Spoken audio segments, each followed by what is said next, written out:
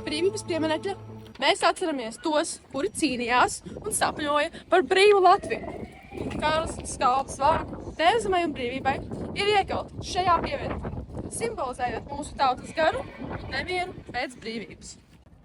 Šī filma ir par viņiem, par Kārli Skalbi un Emīlu Dārziņu, kuri ar savu mākslu un vārdiem veidoja mūsu tautas identitāti un cīnījās par brīvību.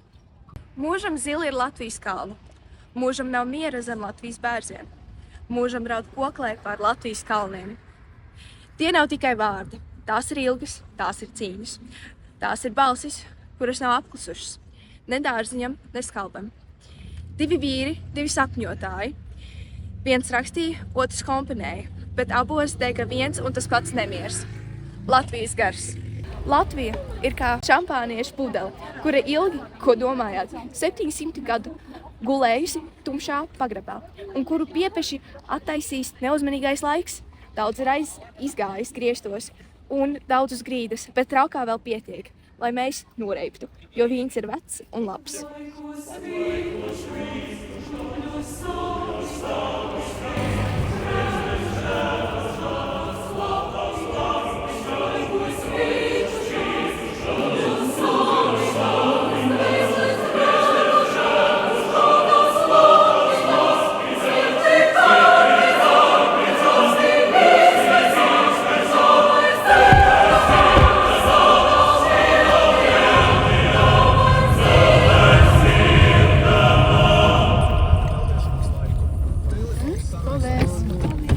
Slavu.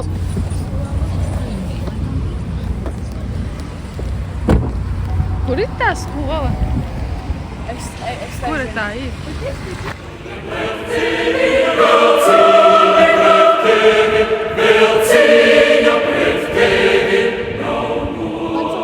Kā tevi? Elīza. Jā, un tieši šajā brīnišķīgajā skolā? Jā. Tā ir vidusskola, kā es sapratu, jā? Jā. Un, ja es varētu uzprasīt kādam instrumentu spēlē? Alta. Kas tas tāds? Tas ir, tas ir tā kā viola, bet lielāka, zemāka. Tas ir pa vidu čelam un violai. Oh, Jā. wow, ok, impressive, tiešām.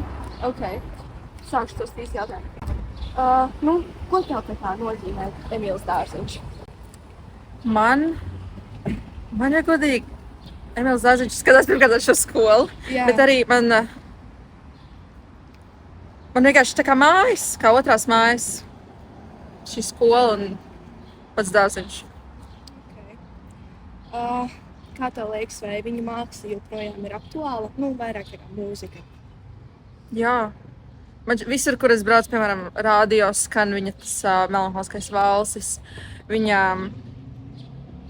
Es nesen biju Vecpiebalgā, un tur arī ir muzejs, un tur tiešām visur, kur brauc, tur par viņu visi zina.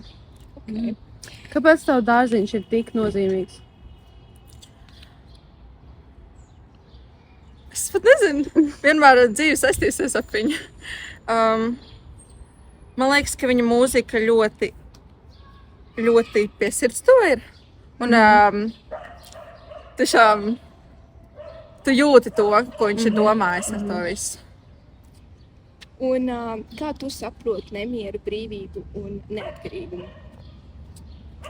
Vispār ar Emīlu Dārziņu saistīta? Jā, tā kā, jo viņam tā kā es sapratu, mūzika bija, viņš tur bija, viņam bija viens citāts, ka viņš tā kā tagad, es mēģinu atcerēties, kā tur saistīts ar viņu mūziku un to laiku. Un kā tu to saproti? Pirmkārt, Dārziņš bija ļoti emocionāls cilvēks. Un visu, ko viņš jūta, viņš ielika savā mūzikā. Jā. Tāpēc es domāju, visas viņas emocijas, un arī tas, ka viņš visu sadedzināja, tas arī ļoti parāda, cik ļoti emocionāls viņš bija. Un ka tiešām visu, ko viņš jūta, viņš parādīja caur mūziku un caur viņa darbiem, un ko viņš ir sarakstījis. Un tāpēc es domāju, tā, kad viņš bija dusmīgs, viņš visu izdzēs, tā, kad viņš sarakstīja, mēs knapi melanholisko valsts dabūjām atpakaļ. Un tas tiešām, viss tas pārējais simfoniskie darbi tika vienkārši. Jā. Jo bija, kā es sapratu, kāds kaut ko uzrakstīja, tā kā negatīvu, ko tā kā komentāru basically. Jā, ja nemaldos, tas nebija, varbūt es kaut ko jaucu, bet man liekas, ka tas bija Wagners, vai, nē, varbūt kaut ko jaucu. Viens komponists. Wolfgangs ar šampani, es neatceros, kaut kas bija. Kaut kāds no Zviedrijas. Kaut kā tā. Nē. Wolfgangs bija viņa dēls. Jā.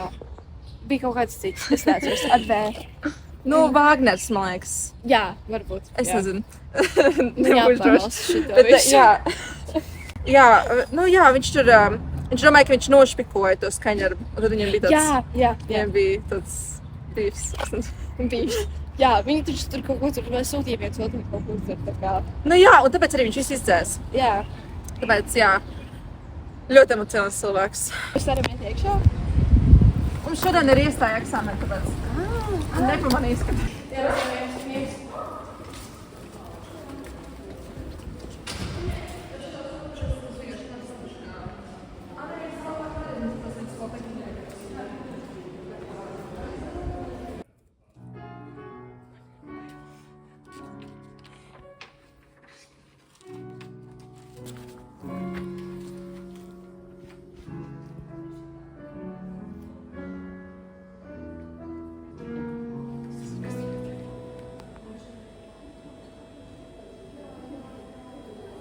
Labdien, mani sauc Anita Miķelsone.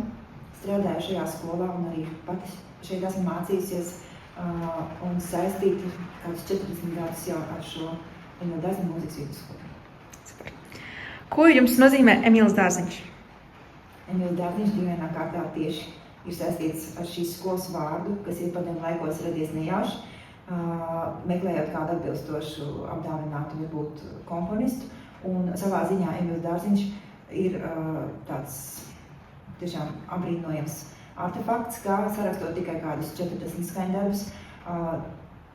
Puse no tiem ir reāli joprojām jau 100 gadus pēc Dārziņa nāves skanoši Latvijā un pat ar ļoti lielu nozīmi un arī skaistumu vārdu. Vai viņa māksla joprojām ir aktuāla? Pilnīgi noteikti mēs to dzirdam gan dziesmu svētkos, mēs to dzirdam laimīgi izglābtajo melanholiskajā valstī, ka tā ir pati populārākā latviešu simfoniskā partitūra. Mēs to dzirdam arī viņa solo dziesmās.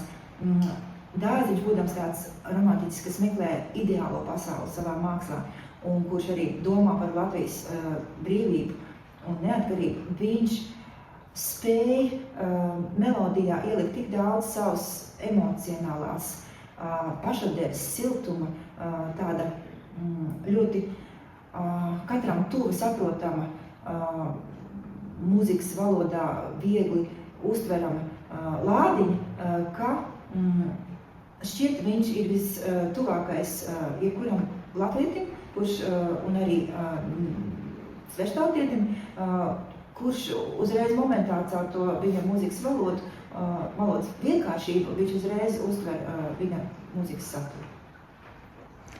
Kā jūs saprotat nemieru, brīvību un neatkarīgumu saistībā ar Dārziņu?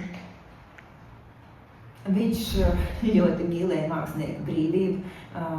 Dažkārt tas robežojās arī ar to, ka ir tāda bohēma, bet tas ir bijis visos laikos, kad mākslinieki pulcējās vienkops kādās kafejnīcās, lai apspriestos. Mēs zinām, ka viņa izcils, teiksim, līdzgaitnieks un draugs, dvēseles radinieks bija Jānis Porgs.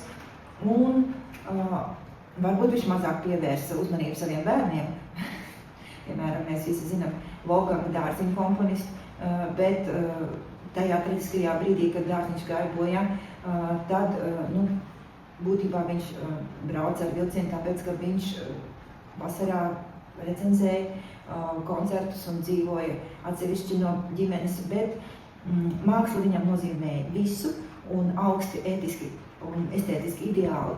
Tie bija tie, kurus viņš tā kā latviešu tautai gribēja parādīt. Un tāpēc, viņš mīlēja savu brīvību, neatkarību un visas latviešu tautas tādu atraisīšanos no tikai, kā viņš teica, materiāliem labumiem vien par labu tādai augstākai garīgai izpratnei un kultūrai. Super, paldies!